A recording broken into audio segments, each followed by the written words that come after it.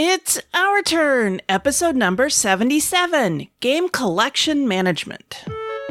In this episode, I welcome Dave Nealing, Tom Shriver, and Lizzy McGrevey from the Drinking Meeples Podcast to the show, and we talk about collecting games and the Jones theory of game collection curation. And Jesse gives us some advice about starting an RPG campaign.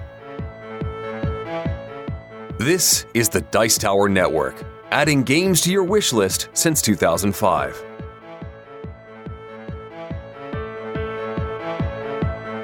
Hosting for this episode is generously provided by our fantastic supporters on Patreon.com. If you'd like to help us out by pledging $1 per month or more, please visit patreon.com/OurTurnPodcast. Every dollar helps us to keep this show going strong. Welcome back to Our Turn. I'm Cathy Ford. Today I am welcoming 3 people to the guest host seats. They are Dave Nealing, Tom Shriver, and Lizzy McGrevey, who are the hosts of the Drinking Meeples Podcast. Welcome, everyone. Hey, thanks for having us.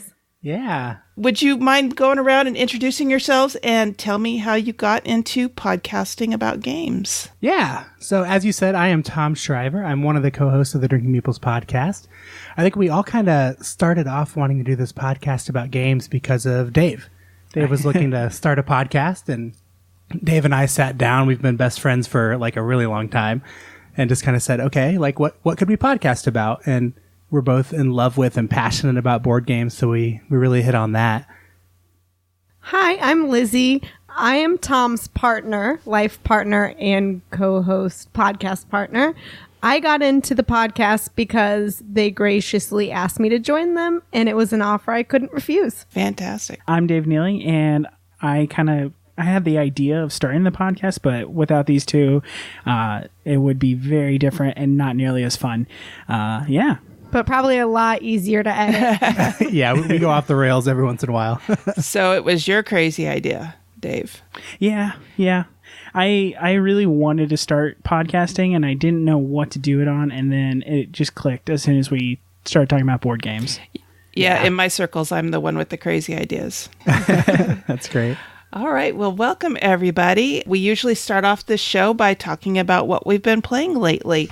Dave, why don't you go ahead and start us off? What have you played lately? Well, my wife and I, Sarah, just have been playing a lot of Kodama, which is actually a fun game that I got to play before it was known as Kodama as Kigi, which was a print and play. So the publisher for that is Action Phase Games. The designer is Daniel Solis, and it is a 2 to 5 player game with a unique card drafting, site collecting kind of mechanic.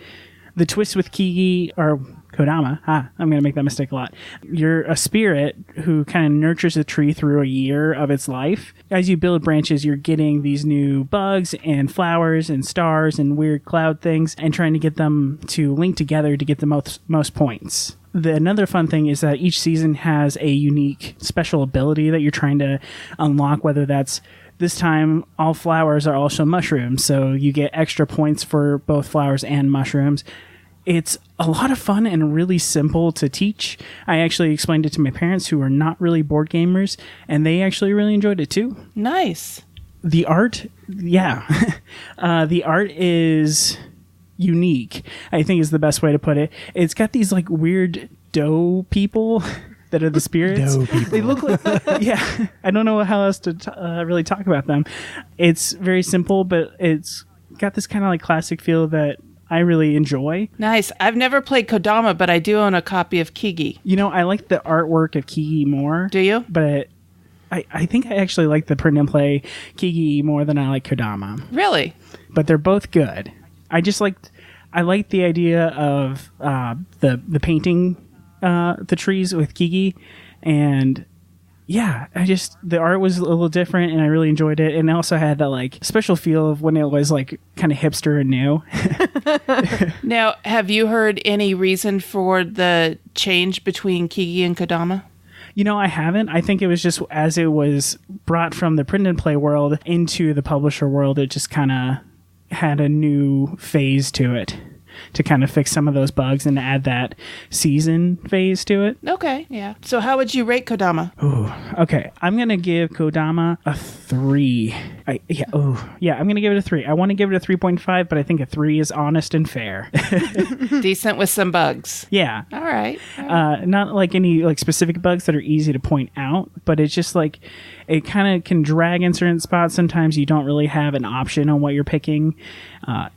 Things like that. Okay. All right. Now, Lizzy, you have an exciting game on yours because it hasn't actually come out yet. Yeah, so I'm reviewing Fireball Island, or the 3 rounds I played of it when we were at the demo yesterday. That was enough just to get my feeling of it, and it was great, so I think we're definitely backers now. They're on their, countrywide tour right now, and that's actually with J.R. Honeycutt, who's one of the designers, so it was really cool to see this game, and you could see the passion, even though he's like 2 weeks into this and exhausted and can hardly speak, but it was awesome. So as you may know, it is a restoration Kickstarter. It, as of the time of this recording, has 10 more days on Kickstarter, but I believe has been fully funded and then some.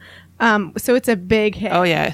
I think it got funded in like the first hour and a half. Yeah, it was an hour. Yeah. Like I said, Restoration Games, which are known for, as you might guess, restoring old games. I think they did a great job. This is obviously very much a prototype. The phases are stand up if you get knocked over from like a fireball or something evil from the island.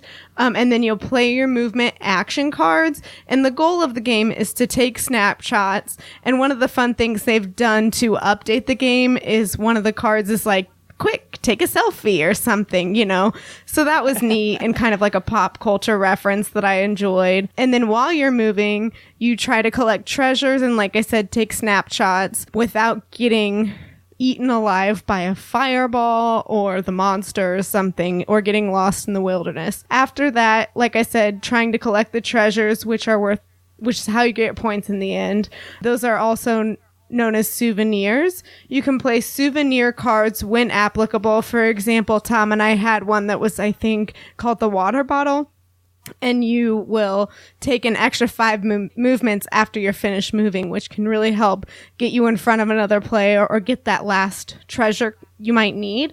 And at the end, you're trying to get up to the helipad so that you can be transported safely from the island. So think of almost like a Jurassic Park feeling there. It was really fun, obviously in its prototype phase, but still beautiful and exciting, and it gives you that adrenaline rush. It was really cool. Nice.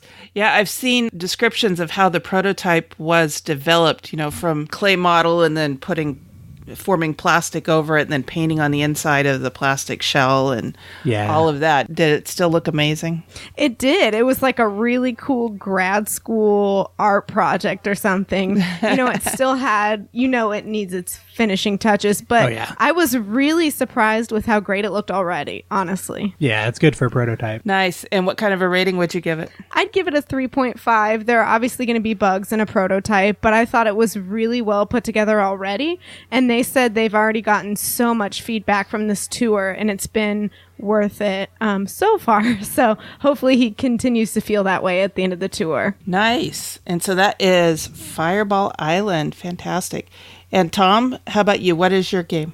So I'm going to talk a little bit about The Fox in the Forest. This is a game that I feel like I've gotten a lot of plays in recently. I picked it up when I was in Orlando. We did a trip there with some kids and sat down at Cool Stuff Inc. You got to do the Cool Stuff visit while you're there. Of course. And I was with my friend Toddy. Hi, Toddy. And we sat down and played Fox in the Forest because I was like, I've been hearing a lot about this game, so I got to give it a shot. I have to admit, I'm not big on trick-taking, and I think, was it just last episode, Cathy, that was kind of in the same boat, not a lot of trick-taking? Uh-huh. Yeah, no, I haven't played a lot of trick-taking games. Yeah, so I didn't know what to expect too much, but I sat down. This comes from Foxtrot and Renegade. It's a 2017 game, and it's really a simple game for 2 players, and it's strictly for 2 players. The box has 33 cards, and they all have 3 different suits numbered 1 through 11, and then there are also some VP tokens in the box. Each player is dealt 13 cards, and the remaining 7 cards are placed in a draw pile. Then the top card from that draw pile is turned face up and determines trump for that round. So easy enough so far. Then the player opposite the dealer leads by playing any card that he or she wants to play. If the following player cannot follow the suit that the lead player was able, then they can play whatever they want. But if they can follow, then they have to follow. After both players have played their cards, the person who has the highest card out that's in Trump's suit gets to take the trick.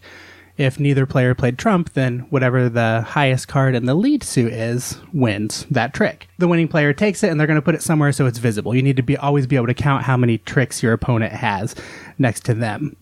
It should be noted that like all the odd-numbered cards have special abilities that may affect the hand. Sometimes they allow players to change Trump or maybe give like 1 or 2 VP tokens while you're playing.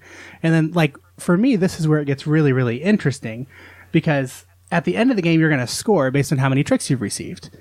But you don't want to get too many tricks. If you get too many, you get classified as greedy and you get 0 points. So you can either get the maximum 6 points by getting 0 to 3 tricks or 7 to 9 tricks.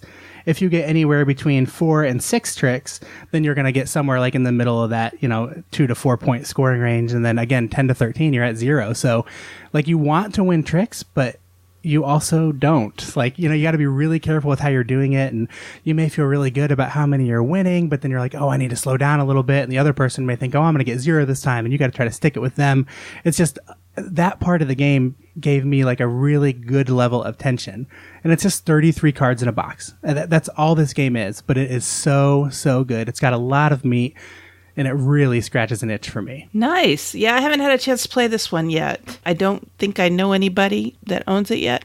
Although, it seems like every time I say that on the show, my friend Richard Bright pipes up and goes, oh yeah, I have that game. I'll bring it to the next game day. So, Richard, if you're listening and you have Fox in the Forest, please bring it. Or anybody else who goes to my game days and listens to the show. And that's another thing I love about this one is that the price point's pretty low. Mm-hmm. I think when I picked it up, it was like $12. And if you're playing like full MSRP on it, it's $15. You'll find it for $10 here and there. Like it's a really good price for what it is. Yeah, I think I saw it the other day at my friendly local game store, so maybe I will have to pick this one up. I don't have a whole lot of trick-taking games. Yeah, it's definitely worth it. Yeah. So I think on the Our Turn podcast rating scale, for me, this is a definite 5. Buy it now. Okay, great. All right. The one that I'm going to talk about, I've actually talked about this game a little bit before, but it is The Lady and the Tiger. Have any of you seen or played Lady and the Tiger? No, I have not. Yeah. Okay, this is from Jelly Bean Games, and it is, first of all, I've got to say, one of the most beautiful decks of cards I have ever seen. The art is what sold me on the game. I didn't even look at what was involved with the game. It was just so beautiful. The deck of cards, it comes with 14 clue cards. Half are in red, half are in blue. And then there are 2 cards that are wild cards. One is red and blue, and so it can count as either red or blue. And then the other one is black and white, but it comes with both a lady and a tiger on it. The other cards are either red or blue and have either a lady or a tiger on it. Then there are 4 more cards that are called door cards. And they come with a blue lady, a red lady, a blue tiger, and a red tiger, and a beautiful golden border around each of the cards to differentiate it. And the backs are different too. The backs look like doors. And then the game also comes with a stack of player aids because there is not just one game in this box. There are about 5 different games in this box. Yeah, so when they developed the game, I think they only had like one game, but when it funded, they said, okay, let's come up with some more things that you can do with this one deck of cards. And so they threw it out to several different designers. I've talked about a couple of the games already on different episodes, but in this one, I want to talk about a game called Traps. This is a bidding and bluffing game, and it's a little bit like Liar's Dice. So what you're doing is you each have 6 cards. When we played this 2-player, it varies the more players you have. I think you can have up to 5 players. In the case of the game that I played with my husband, Mark, we each had 6 cards, and you can either add a card to your pile and you place it on the table face down, or you can start a bid for how many matches that you can make. One of the door cards is turned over, and so let's say we have the blue lady card up. You need to match one or both of the characteristics of the blue lady card. So you can either have blue or lady or a blue lady. But if you have, say, 2 red ladies in your hand, you can play those because they match one characteristic. However, if the blue lady card is showing and you put in a red tiger, that's a trap. And it doesn't count towards making a match. Then at one point in the round, somebody's going to say, okay, I'm going to open the bidding with, I can make 3 matches. And then you go and do bidding rounds until somebody decides to drop out of the bidding round. And then the person who won the bid starts turning over cards from both piles to see how many matches that they can make. And if you come across a trap and it's in your opponent's pile, you have to give them one of the, I forgot to mention the stones. It also comes with a little bag of stones, and you put 3 stones in the middle for the pot. So if you come across a trap in someone else's pile, you have to give them one of the stones from the pot. If you come across a trap in your own pile, then you get to decide who gets the stone from the pot, and you can actually give it to yourself if you want to. Once you hit the number of matches that you had bid, then you win and you get the remainder of the pot. First person to get 5 stones wins. It plays really quickly. Once I understood about the whole liar's dice type mechanic where you're putting traps in, then all of a sudden I was like, oh, I get this. And I beat Mark. I beat Mark a couple of times. So I give this game, this particular game, a 4. I've been real pleased with all of the games in The Lady and the Tiger so far. And like I said, the art is beautiful. I went ahead and sleeved these cards right away because I didn't want them to get damaged. And it's one of those games where you're not sure whether to play it or frame it and put it on your wall. Yeah, as soon as you brought it up, we pulled it up on BGG, and yeah, it is a very beautiful game. I love the... And it's also a JR Honeycutt, so good on you, JR. It is. Yeah, this particular one was designed by J.R. Honeycutt. So yeah, I think, if I ever, for whatever reason, get tired of playing this game, I am going to take it to like a Michael's and get it framed. It is beautiful. Yeah, that'd be great. Yeah. And the artist, which is Tanya Walker, she said that she was inspired for this particular game by M.C. Escher, who's one of my favorite artists. They had a exhibit of his work here at the Crocker Art Museum here in Sacramento, about 3 or 4 years ago, and I was just fascinated by his work. So the fact that she said she was inspired by him just captured my interest even more when this game was on Kickstarter. Yeah, I actually just backed Village Pillage, which she did the art for, and is currently on Kickstarter as well. Cool. Oh, okay. Yeah. Nice. So yeah, I give this particular game in the Lady and the Tiger set a 4. I had a great time with it. I think next time I go see my grandmother, I'm going to take this game and teach it to her. My grandmother's 98 years old, still lives on her own. Wow. Just renewed her driver's license for another 5 years. Wow.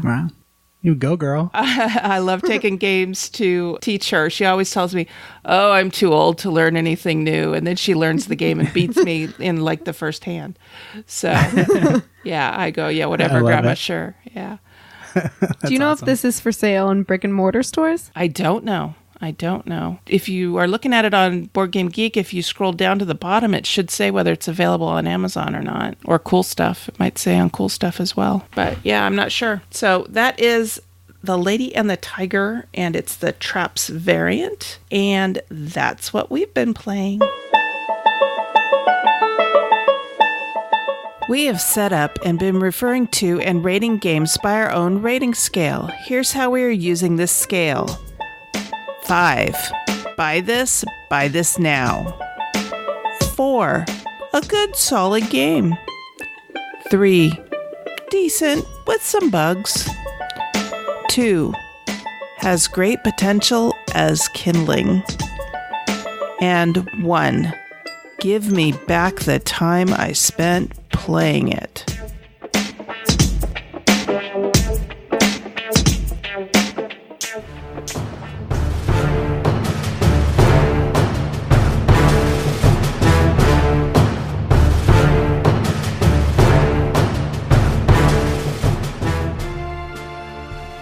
Hello again, this is Jesse Metcalf, and welcome to a segment that has up to this point been untitled, which I'm going to now start calling The Game's the Thing, segment about RPG gaming and thematic gaming in general. Today I wanted to follow up on something I mentioned a few podcasts ago when I was co-hosting. I mentioned I was running a game of Star Trek Adventures with three wonderful people who I've come to know more about in the past few months. Crystal Paisano of the Board Game Blitz podcast, Mason Weaver of the 5x podcast, and Joe Sandow, who curates amazing Twitter accounts such as Picard Tips, Riker Googling, Emoji Meadow, and other great accounts. Please check all of these podcasts and these Twitter accounts out. So this all started when Crystal said she wanted to roleplay a Trill at some point. I said, hey, let's make this happen. So she recommended these people, we got together, and now I'm doing something I've never done before. I have never run a game online before until now, and I have never run a published Star Trek role-playing game up until now. So this is a huge amount of firsts for me, and I got to thinking about it. This is a very good time to talk about, hey, how do you learn a new role-playing game, whether as a player or whether you're jumping head first in as the game master. So I kind of want to jump into my process and how to learn this. I think this could also be applied to board games. Learning a new board game and learning a new role-playing game is very similar. You have to learn about the theme of the game and the rules for the game. So I will be talking about role-playing games, but I could see how this translates easily into the board game hobby.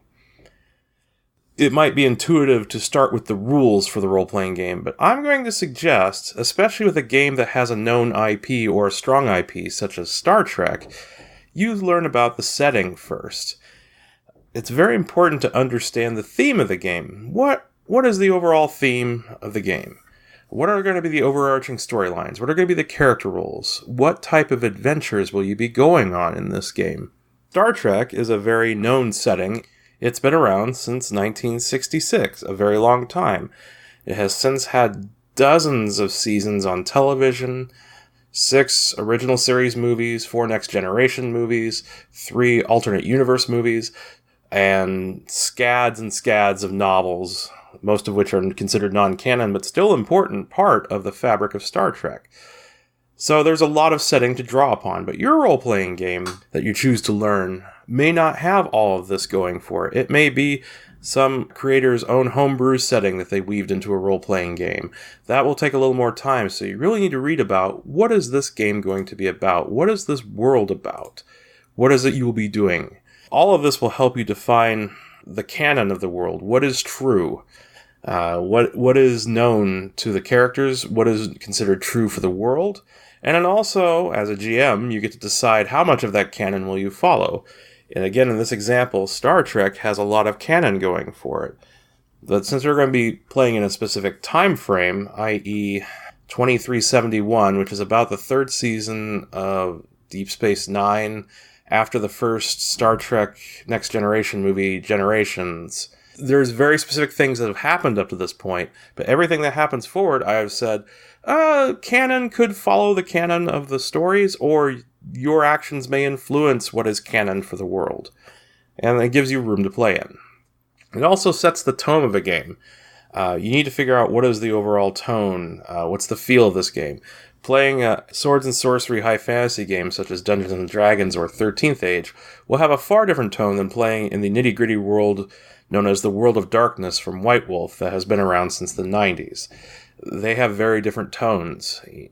By learning about the setting, learning about the overarching themes, learning about the tone, and finally learning about the characters' roles in this world, how much influence and impact will they have? Are they minor characters appearing in the background of a greater story, or are they, in the words of the Firefly, the big damn heroes? Once you get a good grasp on the setting and how it's going to impact the game, then move on to the rules. The reason I recommend this is because you get to figure out why these rules exist. In a game such as Legend of the Five Rings, social conflict is as important as combat, aka physical conflict. So you can figure out why the rules were written the way they were. Star Wars, same way. How do conflicts work, both in combat but also in social conflicts? These are all important ideas to keep in mind when you're researching the rules, so you can understand why the rules are the way they are.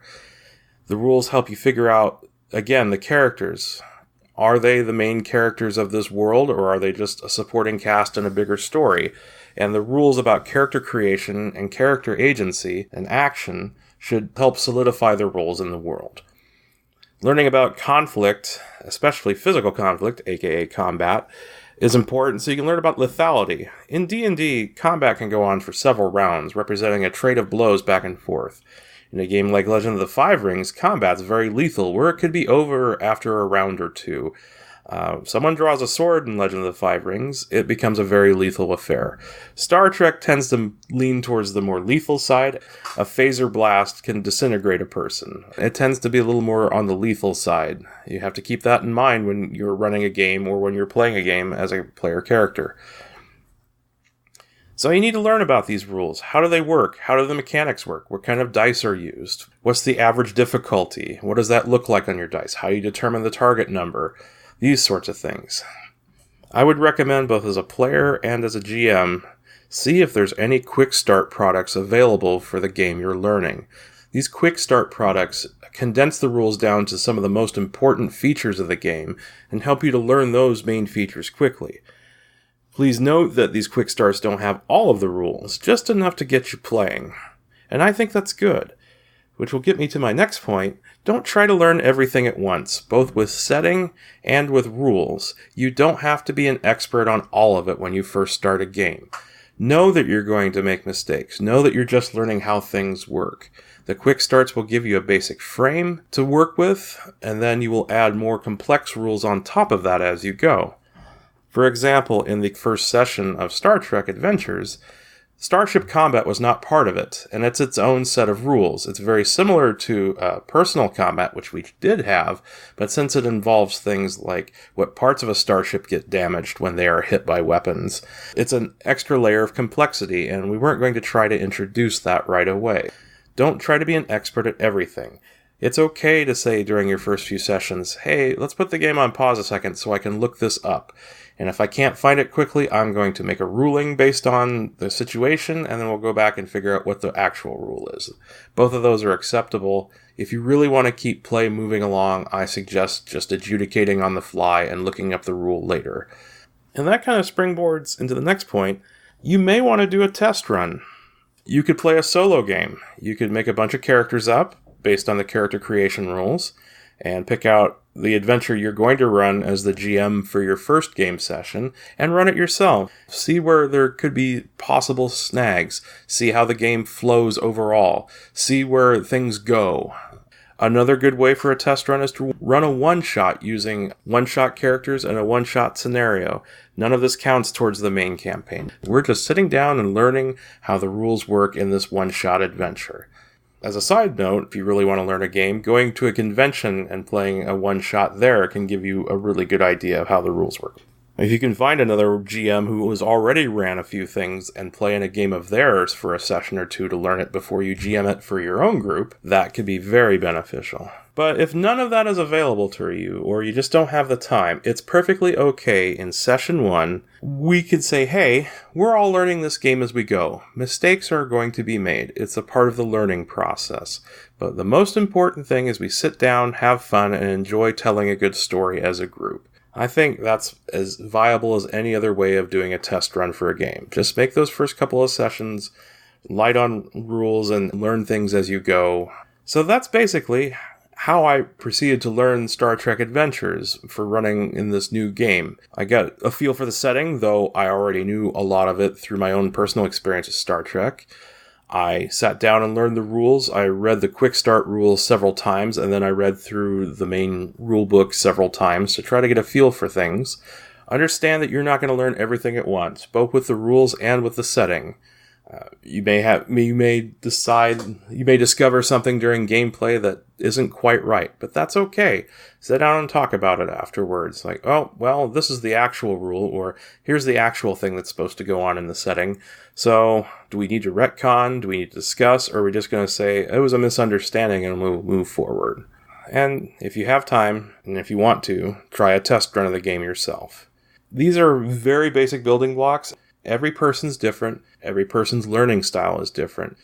If you sit down with a game and want to learn the rules first so you can understand the basic mechanics, go for it. If the setting's not that important at this time, or if it's a generic role-playing game with no fixed setting, learn the rules first.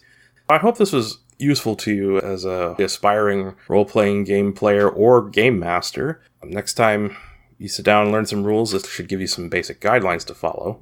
And I'm hoping next time you hear from me, I'll have a full review of Star Trek Adventures for you. We'll have a few sessions under our belt, and I'll give you an idea of what I think of this new edition of Star Trek. I can tell you right now, after having run one game and making several characters and working on the campaign world with the rules as provided, I'm overall enjoying it. But I'll give a more thorough discussion hopefully next time. So thank you for spending time with me. I'm Jesse Metcalf, and this was The Game's the Thing.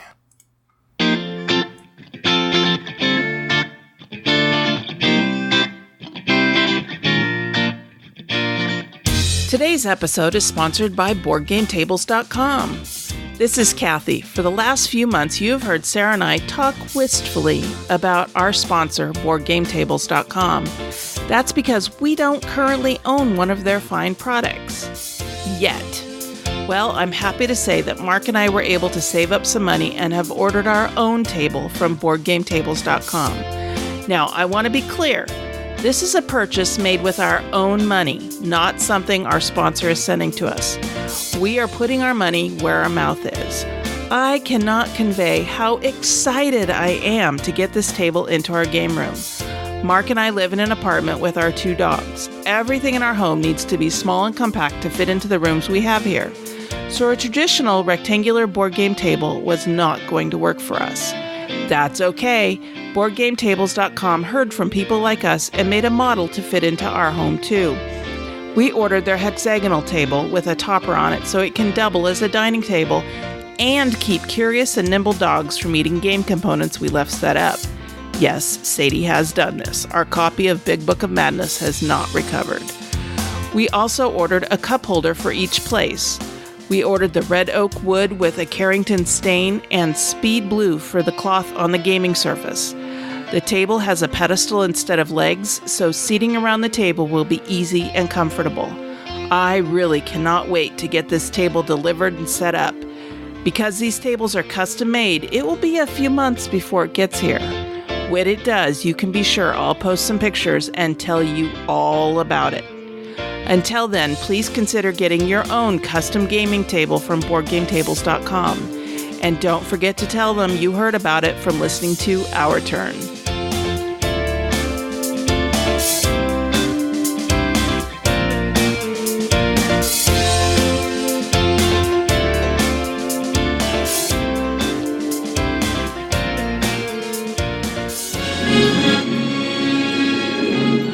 What is the 95th rule of acquisition? Expand or die?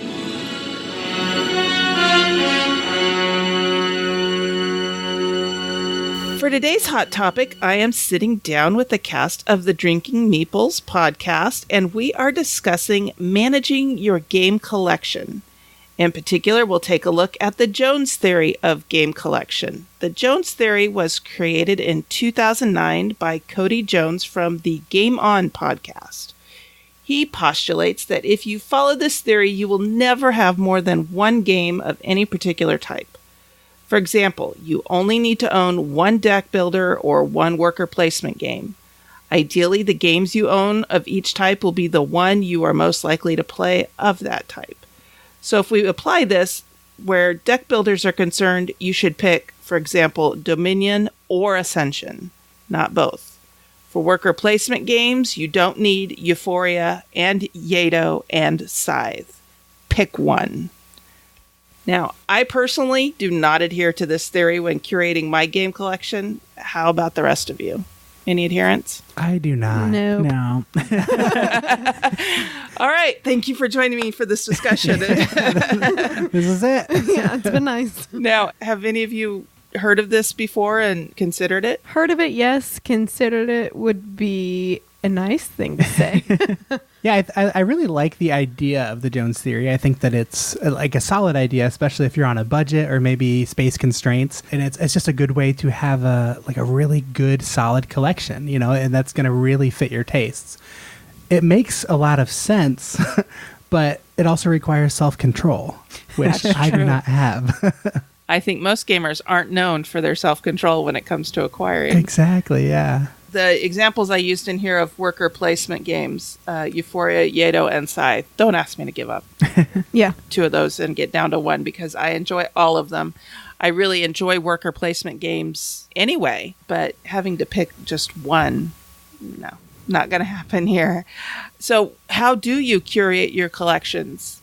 I'll let one of you guys take this first. I asked myself a question. Is this a board game? If the answer is yes, probably I will buy it.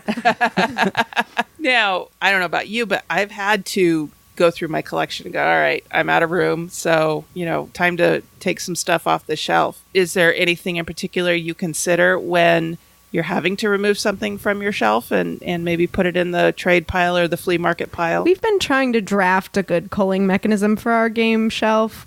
We do have kind of a shelf of shame.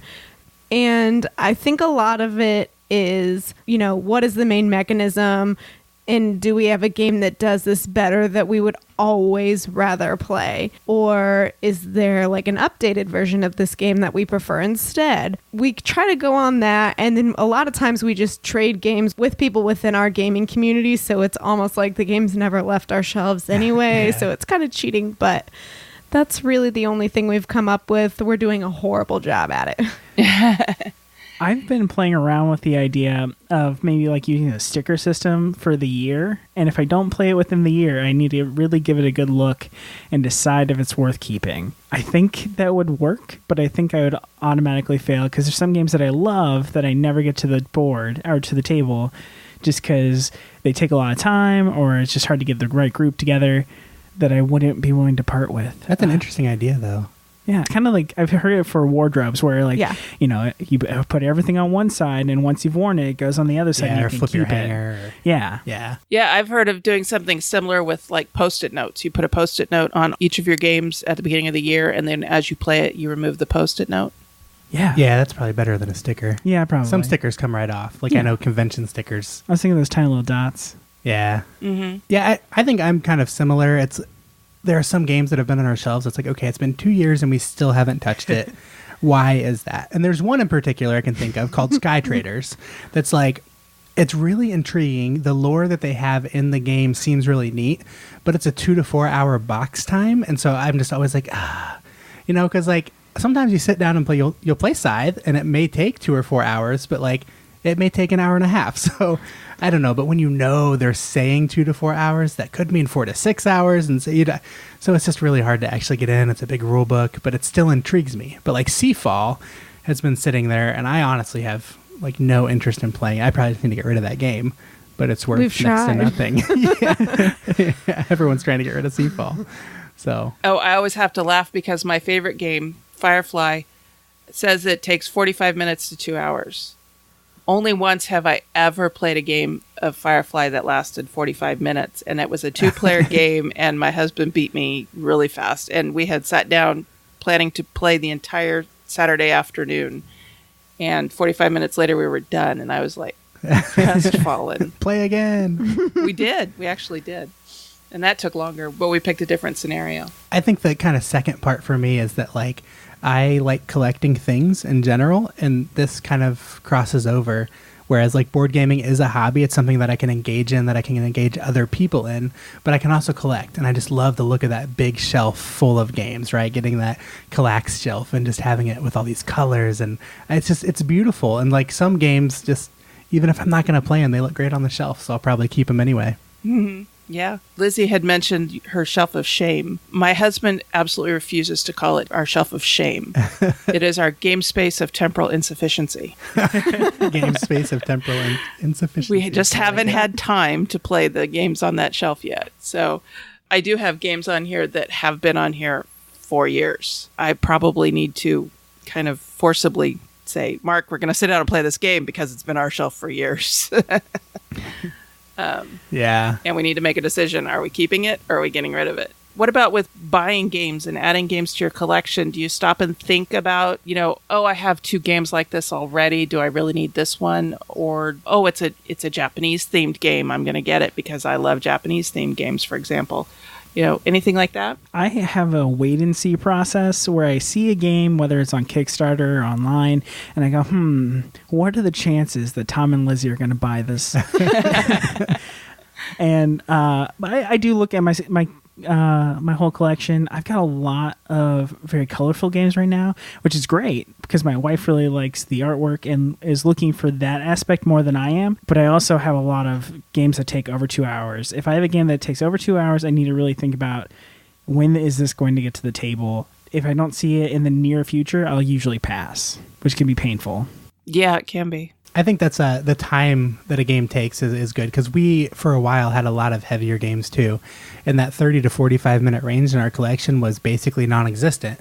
So I really, this last Gen Con, I feel like I was on a personal mission to make sure that I had a few 30, 45 minute type games. So, Skyward and Bunny Kingdom were a couple that filled those gaps really well. That's, cute games with a good amount of punch. Now, what about storing the smaller games in your collection? Maybe some of the filler games or smaller card games that come in small boxes, not those standard boxes that look great on Kallax shelves. So that's been interesting for us. We just moved recently into a smaller space. So we have those cloth foldable storage bins that you can place on an end table or entertainment center. We store a lot of our werewolf and things like that in there that we know will probably get to the table every board game weekend, but don't necessarily warrant an entire space on a big shelf. Not because they're not great, but they're small and kind of awkward to fit. I have the opposite thing happen to me where we moved to a bigger space. Now we have a podcasting studio / board game room, and I can have all my games out on display all the time, and it's wonderful. Before that, Sarah and I had a area where we kept all what Sarah would call the ugly games. If they were too gruesome or just not appealing, they would just get relegated to this corner of the house or under the bed oftentimes. But now I can just put them in the room, and if she doesn't want to look at them, she can close the door. It's beautiful. We're in the process of saving up for some Kallax shelves. And when I first proposed it, Mark's like, I can't even picture these, so you got to show these to me. And so we went to our local IKEA, and I was showing him. And he goes, well, this is going to be great for, our standard size boxes, but what about the really big boxes or the really small boxes? For the really small boxes, IKEA has these cloth cardboard boxes that perfectly fit in the Kallax shelves. Yeah. And I think we're going to get 2 or 3 of those for the smaller games. Also, too, they'll double as being able to carry them to conventions and game nights and stuff like that. Yeah. And then we have some really, really big box games. For example, we have the Ogre Designer's Edition from Kickstarter. It is. It's humongous. And then we have the Big Damn Crate for the Firefly board game. Wait a minute. You like Firefly? You didn't know that, huh? No idea. Yeah, a little obsessed about it. And then we also have Star Trek Ascendancy and the Doctor Who Time of the Daleks. I'm looking at that going, okay, how are we going to store those games? And I think they're probably just going to get propped up on the top of the Kallax shelves when we get them. That's what we had to do with Massive Darkness and stuff like that. Yeah. And half of our Rising Sun boxes. And Mechs vs. Minions right now is a big box that's kind of in our TV stand because there was an open slot there. We have Mechs vs. Minions too, yeah. Yeah. It's a beautiful box, but...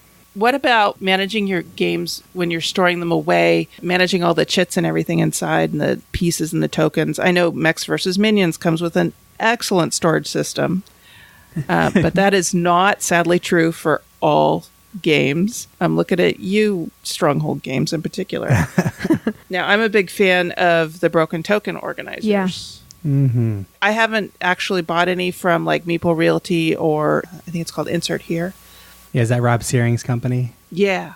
Yeah. Have any of you tried any of those others? So for Scythe, we have a foam tray. Blood Rage, we have the Broken Token. We actually were at a game store in Chicago and got a couple more Broken Token inserts that we haven't put together yet. But I'm a big believer in bags. I I honestly overbag stuff and throw it in the game, and it's not annoying at all, I promise. I do that until a broken token organizer comes out or until I find another one that I really, really like. Now, my friend Richard Bright, hi Richard, and a couple of my other friends are big fans of going to like Dollar Tree and buying little plastic containers with lids that they put in. Oddly, whenever I go to Dollar Tree, I can't find the containers they use. They must buy all of them out.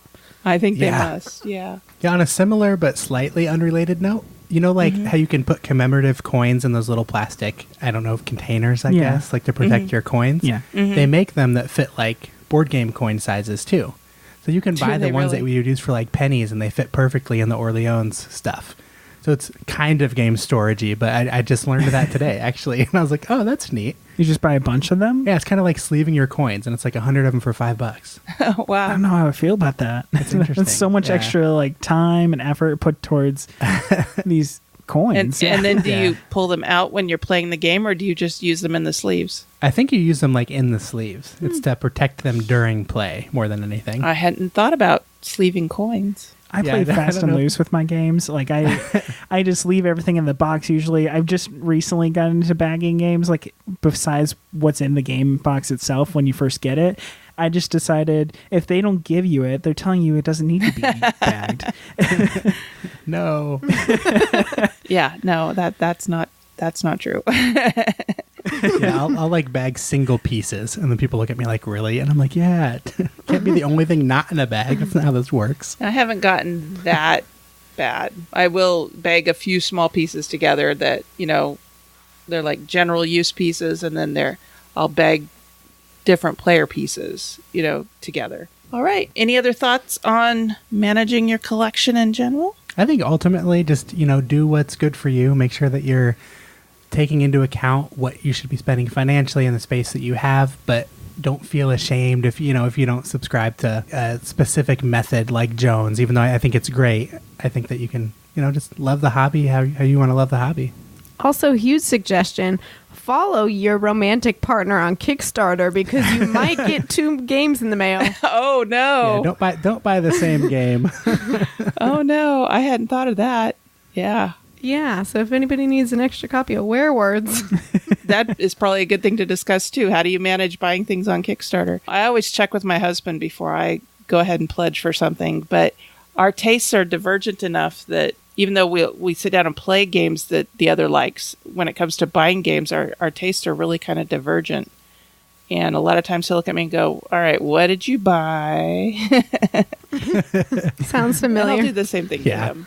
I went to a con recently, and there was a flea market, and I bought 2 games for $50. And when I got back and was showing them off, one of the games was completely unpunched, and it was First Martians. I bought it for $20. Wow. Yeah, that was a really good buy. But then I took a look at the other game I bought, which was Flashpoint Fire Rescue. I thought I bought the game and 1 expansion. No, I bought the game and 5 expansions. Oh, wow. They just came in 2 boxes. And I spent $30. Nice. That's awesome. Wow. So I was really pleased about it. And I know that Broken Token has a box of its own for Flashpoint. So Perfect. now I'm looking at buying that to manage it. All right. Well, thank you for joining me for this discussion. Yeah. How do you manage your collection? If you would like to join the discussion, please join us on Facebook. Sarah Reed manages our Facebook page, which is facebook.com/OurTurnPodcast. I'm happy to talk with you about it on Twitter. And if you follow me on Twitter, it's twitter.com/OurTurnPodcast. Or on BoardGameGeek.com, which is guild number 2600. Thank you all for joining me. This has been a great discussion. Thank you so much for having us. Oh, well, we just did the NSYNC. That's cool. Thanks.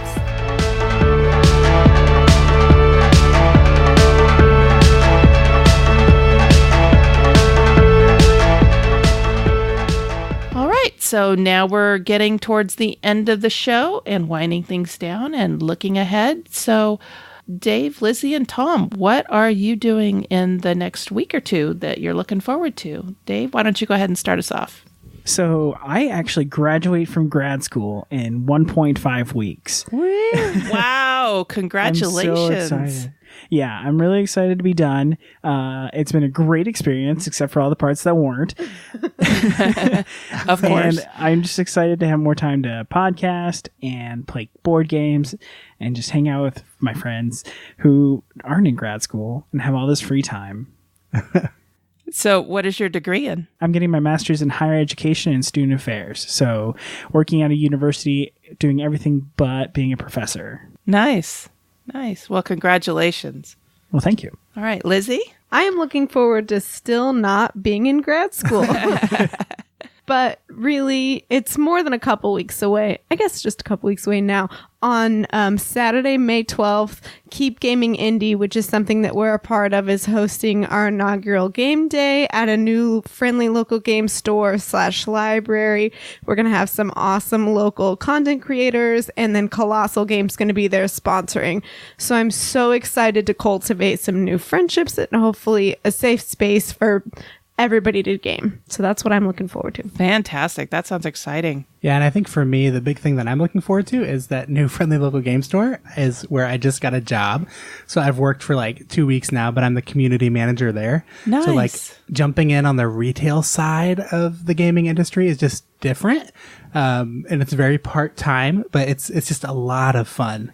And I get a discount. So like all the money I make there just gets to go back into games, which is super fun. And it's stretching me a little bit. I'm obviously big into board games, but I'm having to learn Pokemon and Magic the Gathering, which are two things that never like really interested me, but they're a lot of fun and they have their own like really cool communities around them. So it's just been really good. So I'm looking forward to diving into that even more. And what's the name of the game store? Moonshot Games. Moonshot Games. All right. I am looking forward to International Tabletop Day on April 28th. Yeah. My friend Price, hi Price, is hosting, I think this is his 4th or 5th annual Tabletop Day. And this just started out as his way of introducing his homeowners association to board gaming. He rented out the community clubhouse and invited all of his neighbors to come play games on International Tabletop Day. And I think he said last year he had 70 people. Wow. And this year his clubhouse is undergoing renovation. So he has rented out this outdoor covered area in a kind of a shopping center that has all kinds of great eateries and stuff around it. And there's all kinds of tables in the middle. You know, it's covered, so it's protected from the weather, but it still has that outdoor feel to it. So I'm going to be there to help teach games. I'm bringing some gateway games and filler games because he says he's kind of short on those. And both Mark and I are going to be there teaching games, and I think some other of our friends are going to be there. Just looking forward to having a day of playing games with people I don't know yet. Is there anything you're like dying to get out that day? No, nothing I'm like dying to get out, but I always look forward to teaching games to people who, you know, are only familiar with like Monopoly and Sorry and Parcheesi and stuff like that. So I'm trying to develop a way of figuring out, you know, okay, if you like Monopoly, then you're going to also like Power Grid and Lords of Vegas and, you know, insert game here. And if you like, you know, this mass market game, then you're going to like these hobby games kind of thing. So yeah, that's cool. Yeah, I'm trying to kind of put together a comparison list to be able to do that. So, and I always enjoyed teaching people new things anyway, and especially board games. So I'm really looking forward to that. Well, I hope you have a blast. That sounds amazing. Yeah, yeah, it does.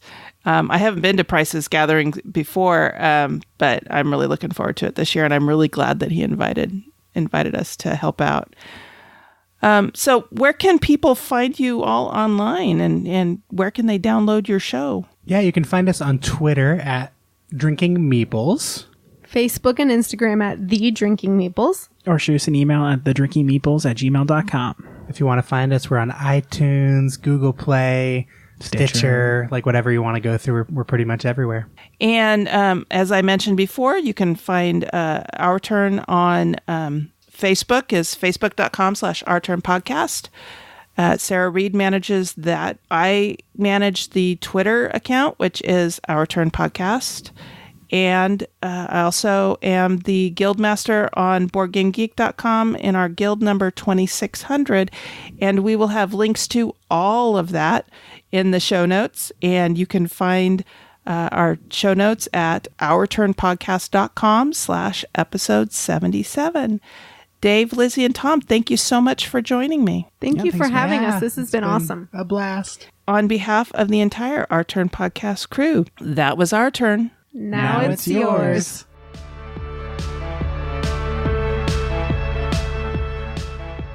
Thank you for listening. This episode was recorded on April 23rd, 2017, and is written and produced by Cathy Ford, Dave Nilling, Tom Shriver, and Lizzy McGrevey, with assistance from Mark Ford. We want and encourage your questions, comments, and feedback. Please call 916-426-2873 and leave us a short voicemail, or send an email to feedback@ourturnpodcast.com. Our theme music was composed by Adriana Crickle. Incidental music was provided by Ben Sound. Please check out our show notes to learn more about these talented artists. The material in this episode is copyrighted under Creative Commons Attribution Non-Commercial No Derivatives 4.0 International License. If you want to learn more about the games discussed in this episode, please visit our website at ourturnpodcast.com/episode 77. You can find a list of the games along with links to their listing on BoardGameGeek.com. We are proud members of the Dice Tower Network. You can find out about other shows in the network like Blue Peg, Pink Peg, The Snakes Cast, or the Party Game Cast by going to dicetowernetwork.com. Thank you for your support. If you like what you heard, please tell your friends about us.